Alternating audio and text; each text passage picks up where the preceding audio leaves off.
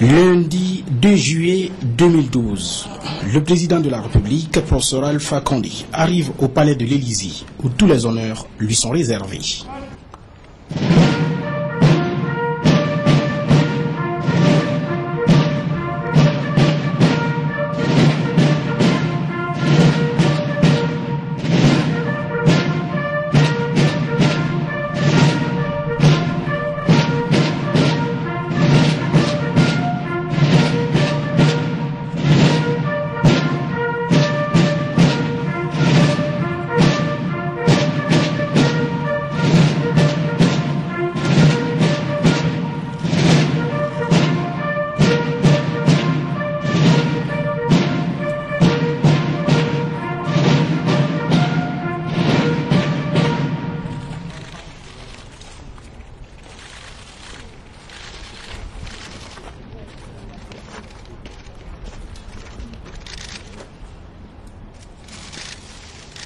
Prenez une main, s'il vous plaît.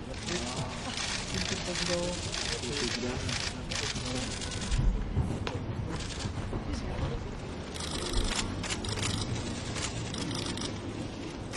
J'ai expliqué que la francophonie a envoyé 2 missions en Guinée. Ils ont rencontré tous les partis et les diplomates. Ils ont identifié ce qu'il faut faire. Ils vont revenir pour assurer la transparence et la sécurité des élections. Donc, dans quelques jours, ils vont venir aider à renforcer la CENI et nous espérons rapidement arriver à un chronogramme entre la francophonie et la CENI pour que les élections puissent avoir lieu dès la fin de la saison des pluies. Pour fixer une date, il faut avoir un chronogramme. Vous dites on n'a jamais reporté les élections. La CENI propose une date, mais c'est le président de la République qui fixe la date. Je ne peux pas fixer la date si je ne suis pas convaincu que la CENI est en mesure réellement de respecter. Moi, je me suis battu pendant 50 ans pour la démocratie. J'ai souffert des élections truquées pendant plus de 20 ans. Je veux des élections propres. Et donc, je veux m'assurer d'abord que le chronogramme est réaliste avant de fixer la date. Je pense que d'après ce que le président Hollande a dit à Rio, nous savons aujourd'hui qu'il y a une nouvelle France et que la politique de cette France est radicalement différente de ce qu'on a connu jusque-là. Et beaucoup de chefs d'État se demandaient est-ce que la France ne va pas continuer. Mais si vous référez au discours que le président a prononcé à Rio, entre ce G20, d'ailleurs tous les chefs d'État africains, on avait souhaité nous lever pour aller de sérieux, malheureusement il est sorti tôt, parce qu'aujourd'hui nous avons la conviction que nous allons avoir une nouvelle politique et nous sommes contents qu'il n'y ait plus du ministère de la coopération, ministère du développement, parce que nous souhaitons avoir d'autres types de rapports avec la France. Au lieu d'être de l'aide, nous souhaitons plutôt une politique d'investissement en Afrique qui a 3 avantages. Ça va limiter l'immigration vers la France, ça va permettre de produire moins cher pour la France et aussi de créer un marché. Donc il y aura un double marché, un marché parce que les entreprises qui utilisent beaucoup de main-d'œuvre peuvent trouver la possibilité d'installer en Afrique. Bien sûr, nous avons moins de maîtrise technologique que les Asiatiques, mais avec le transfert de technologie, on ira.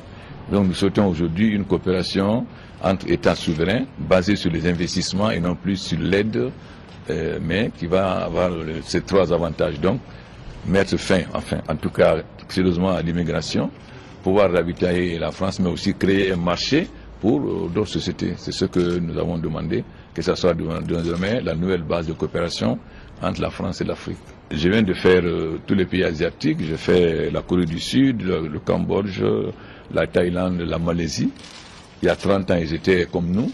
La Guinée n'est pas développée, mais les richesses sont restées intactes. Et je suis convaincu que la Guinée peut devenir rapidement un pays émergent. C'est pourquoi nous souhaitons créer un environnement favorable à l'investissement privé. Et étant donné les liens historiques qu'il y a entre la Guinée et la France, et moi-même ayant vécu plus de temps en France qu'en Guinée, et je demande évidemment le changement, le fait que ce soit le Parti socialiste à qui je suis lié très longtemps dans le cadre de l'International socialiste. Je suis convaincu qu'aujourd'hui, les relations entre la France et la Guinée, mais pas seulement la Guinée, entre la France et tous les pays démocratiques et progressistes en Afrique vont se développer. Évidemment, il y a le problème du Mali. Il est vrai que tout le monde est inquiet de ce qui se passe au Mali, parce que ce que nous avons fait, c'est un peu comme si on donnait la prime au coup d'État. Mais nous sommes en train de modifier la politique au Mali, d'abord de sécuriser les hommes politiques à Bamako, de négocier avec le MNLA qui est un mouvement identitaire dans le cadre d'un Mali uni, mais de lutter militairement contre Al-Qaïda et les autres, parce que vous voyez déjà ce qu'ils sont en train de faire, détruire ce qui fait la gloire de l'Afrique, Tombouctou. Donc il est évident que la solution avec les mouvements islamistes n'est pas une négociation, mais c'est une solution militaire. Donc nous espérons avoir rapidement une résolution du Conseil de sécurité pour que le Conseil de paix et de sécurité, c'est toute l'Afrique qui doit intervenir au Mali, c'est pas seulement la CEDEAO, c'est des troupes africaines qui doivent intervenir, parce que la présence de ce mouvement est non seulement dangereux pour l'Afrique, mais pour le monde extérieur aussi. Donc nous devons passer à l'action. Cette rencontre du professeur Alpha Condé avec son homologue français de l'Internationale socialiste qui affiche une nouvelle politique française augure bien de belles perspectives pour notre pays, la Guinée.